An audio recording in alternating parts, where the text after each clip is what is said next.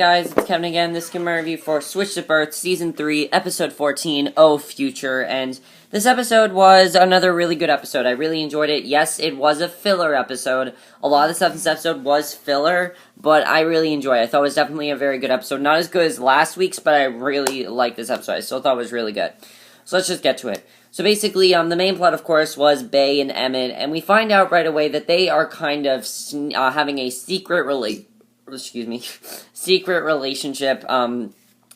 haven't told Melody, they haven't told anybody about it, except, John sort of knows, because, Bay told John that she loves Emmet. So yeah, they haven't told Melody, and, Bay didn't know that, but Emmet said he kind of likes it more, because his mom would be, checking on them constantly, and what ends up happening is, I like that they're together and everything. It's very nice they're together, and I really enjoy that. So what ends up happening, though, is we find out that Emmet's mother, Melody, of course, is planning on taking this new job. And if she takes this new job, it might mean moving him to another state away from Bay. And Bay kind of gets upset about this. And, she kind of talks to Daphne about it, and Bay doesn't think Emmet's going to go. She talks to Emmet about it, and Emmet says, in order for this to work, they need to tell his mother that they are dating, because if they don't tell her, then nothing's going to happen. So, I definitely thought that was a good move to do, was to tell her, and that's what they decided to do. They decided to tell her, and they go to this housewarming party that his dad is throwing, and Emmet, as we know, doesn't have the best relationship with his dad. He really doesn't, and, so as I say, he really does not have the best relationship with his dad. He sees his dad and his girlfriend at this party, and they're actually doing pretty well. They're clicking right away, and I like that. I think they have a nice bond and everything. However, then we find out that they actually have a surprise, and that surprise... Bay and Emmet then tell Melody that they're dating, everything's going well. Melody, in the meantime, is really hitting it off with that guy. I think it's very cute that she has found a guy in her life. It's very cute to see this. I'm happy for Melody. She's a great character, and you gotta love her character. She's adorable to watch. Really, she is. And what ends up happening after this is that everything seems to be going well until Emmet's dad and his girlfriend make the announcement, what's his name? I can't think of his name right now. Cameron and his girlfriend make the announcement that they're actually getting married. And they get married right away, right there, and Emma's just, shocked. She doesn't know what's going on right now. And then, Bay goes to confront Emmet's new stepmom, pretty much, because she's a stepmom. And what ends up happening is it turns out that they actually have a baby on the way. So that's why they're getting married, because she's had they have a baby on the way. And when Emmet finds out about this, he's not particularly happy. She told her not to tell Emmet, because Cameron was planning on telling him, and he does tell him, and Emmet's not really happy about this. He kind of is a little bit upset, which anyone would be. I can kind of understand why he was upset, because he has a little bit of, sibling anxiety. Plus, as I said, he does not have the best relationship with his dad, so yeah, that was definitely very big to see. And so Bay talks to him about it, and Bay tells him how, Bay basically tells him how, when Daphne, and I thought this was really big, this is really interesting, actually. When Daphne was first introduced into her life, she thought Daphne was going to take over her life, and the Kenishes were going to love Daphne more than her.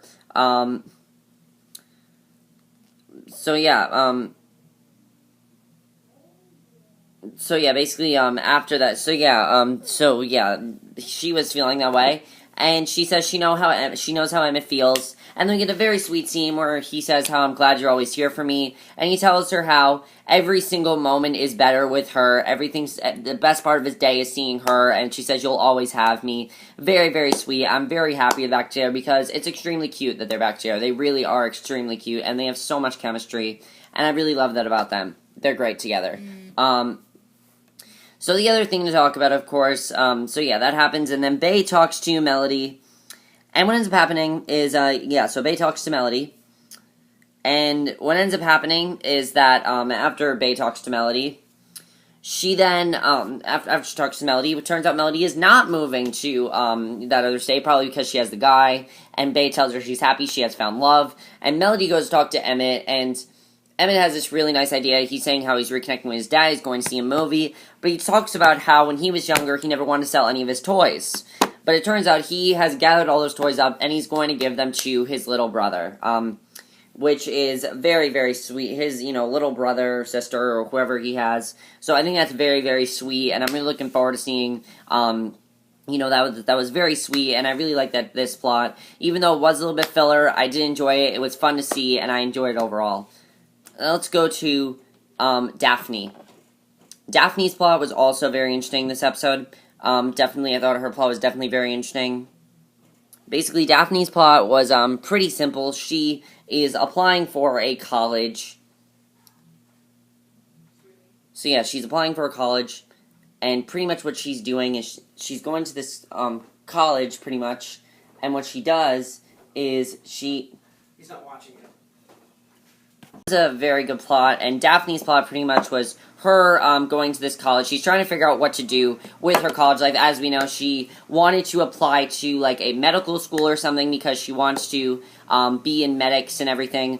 And Regina really, I think Regina is sort of just feeling kind of left out, really, because Regina, most of her life, has controlled her life as it goes. And that's pretty much what's going on there. She pretty much controls her life. And what ends up happening is that Regina... tries to talk, Daphne tries to go to John and Kathryn and get her to apply to this college, which she wants to go to. But Regina kind of talks to her about how she's a Latina, and there's a Latina school open that she wants Daphne to go to. And Daphne kind of has a little bit of an identity crisis here. She talks to Cherie about this, and I actually really like Cherie's advice. Cherie tells her, you're not Latina, you don't look Latina, and it's kind of not right for you. And honestly, it's the truth. Even though Daphne, in her soul, even though her last name is Vasquez, she's not Latina. She is just Caucasian. She's completely Caucasian. She's not Latina. So I definitely do understand, Cherie's reasoning there. And Daphne does not listen to her because I think she just really feels bad for Regina, and she really wants to help out Regina. So what she ends up doing is she then goes over to this college. She has this interview and everything, and it turns out that she really is not eligible for this college. It's really not for her because it turns out that the college is actually for people who were discriminated against, for being Latina, and Daphne obviously cannot relate to that. So Daphne, unfortunately, has to leave that college, and it's really sad. And she tells Regina that she's not getting accepted to that college anytime soon, and Regina's kind of upset because she's like, oh, you're a Kenish now. And the thing is, Regina's kind of overreacting, but honestly, I think it's because Regina, as I said, has had control over her life all these years. She's used to being her mother, and Regina really knows that she can't help her. She knows that this is something that John and Kathryn have to help her with. And in the end, they do end up making up, which I was happy about. So yeah, I was happy that they did make up, and overall, I really did enjoy that plot. I thought it was a very good plot. And then, we'll talk about the other two plots. The third plot I had to do with Kathryn. As we know, Kathryn has that real big problem with the book and everything. Kathryn is still trying to get, that girl to not sue her book. She does not want her to sue her book, and basically, what ends up happening...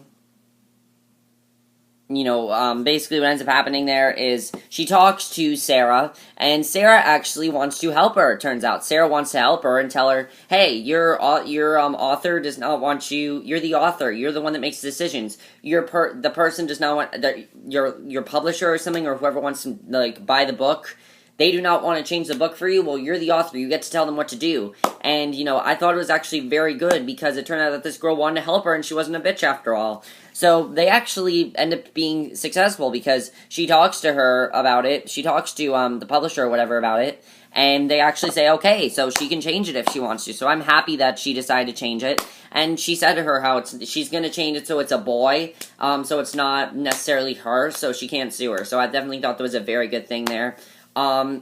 And basically, what ends up happening after that is, she talks to her about if she ever slept with John, and she says they slept together maybe once, but it was before, him and Kathryn were together, and I thought that was definitely really sweet and everything, so I liked her plot as well. I thought her plot was definitely really good as well. And then the only other plot to talk about really was Mary Beth and Travis. Not too much going on here. Travis wanted to get this autograph from this basketball player that he likes. He wanted to go meet him, and Mary Beth took him over there, and he talked to him, and it was just a really great experience for him, which was very sweet, and I was happy that he did do that for him. That she did do that for him, so that was very, very sweet. So yeah, overall, this episode was good. While it was filler, it was good. It was not, like, the best episode of the season. It was not as good as last week's. However, next week's episode looks really intense. I'm really looking forward to seeing where next week's episode is going to go, because it looks extremely intense, and I'm really looking forward to it. Wow, next week's episode looks crazy, honestly. It really does. It looks crazy. But this episode, as I said, was good. I did enjoy it. There was a lot of things that happened. There were only 4 plots in this episode. I thought they were good overall, and I'm looking forward to the next episode. Let me know what you guys saw this episode. Really not too many questions to ask. What is Daphne going to decide on for college? I think we pretty much know. What's going on with Emmet? We'll have to see. Do you like being Emmet together? I love them together, personally. What's going on with Kathryn in the book, in the movie? Is she going to be successful? We'll have to see what happens there, but that's been my review. Hope you enjoyed, and I'll see you guys in my next video, which will be my review for tonight's episode of The Fosters, which I'm going to watch right now, so I'll see you guys for that. Okay, bye.